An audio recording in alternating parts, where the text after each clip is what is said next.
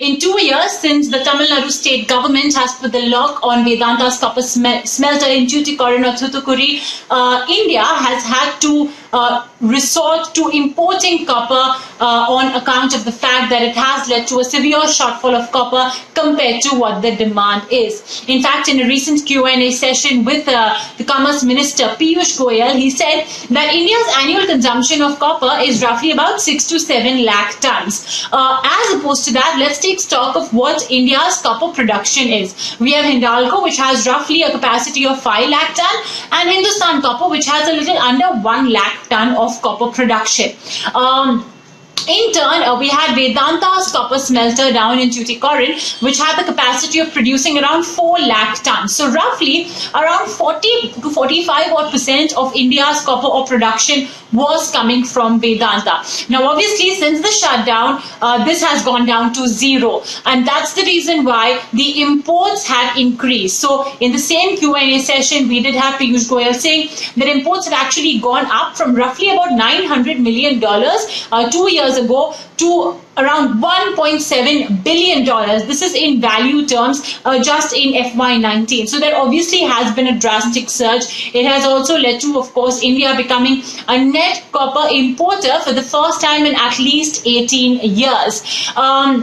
So there has, of course, been those implications. Remember that this shutdown has come after violent protests, which did cause the death of almost about 13 people. When they approached the bench, Vedanta did say, and I'm talking about the Madras High Court, Vedanta did say that, look, their emissions are more or less in line with the norms. But on the other hand, we did have even political parties that vehemently opposed the reopening of Vedanta's Tuticorin smelter. Furthermore, Vedanta as well has come out with a statement saying that they are going to be approaching the Supreme Court, no doubt about that, because Vedanta obviously does have quite a bit to lose. In fact, in one interview, Mr. Anil Agarwal had said that Vedanta is ending up spending almost 5 crore rupees or losing 5 crore rupees every day.